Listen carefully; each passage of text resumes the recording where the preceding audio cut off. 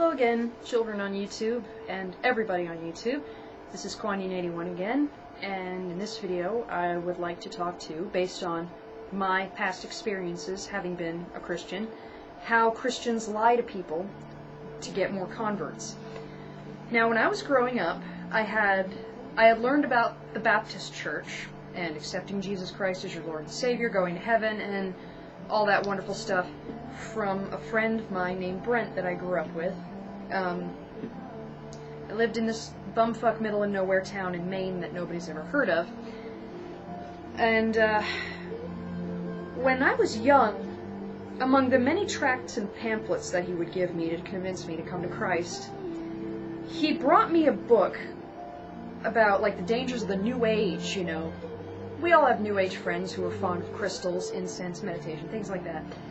And how New Age people are dangerous and how they sacrifice animals to altars and, you know, their New Age movement is in cahoots with the American government to turn our government into a socialist movement.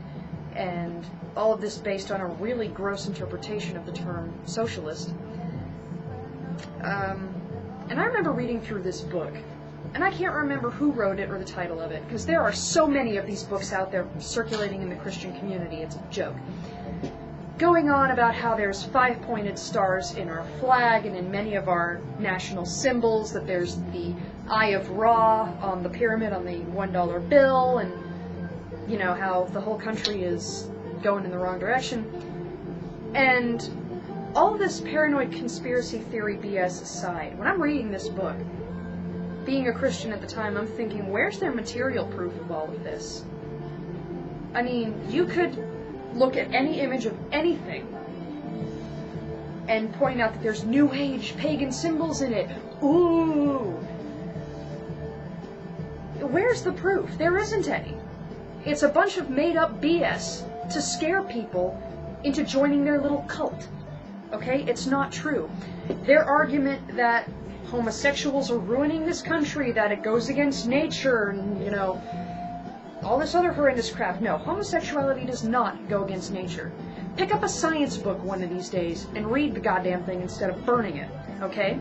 Homosexuality has been observed in almost 2,000 species in nature for almost 200 years. Hey, National Geographic knows about it, Scientific American Magazine knows about it. Try to keep up with the rest of us, okay? They lie to people. They seduce people into joining their cause based on fear. They statistic mine, they quote mine, they come up with flat-out bullshit to try to get people to join them. They prey upon your worst insecurities, your fear of what's going to happen to you after you die. And as far as human nature is concerned, we all have that fear, because no one is absolutely certain what happens to a person once they're dead, if there is something on the other side.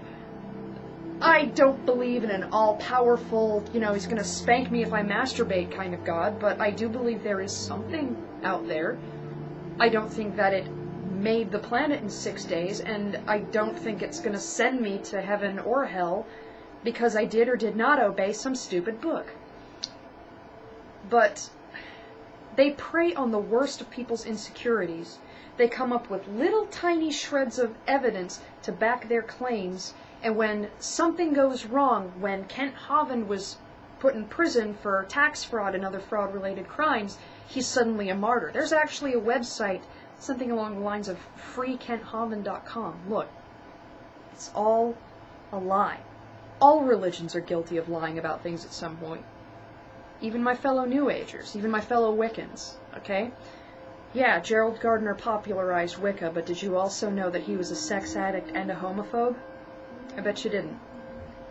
There's nothing wrong with following a set spiritual path.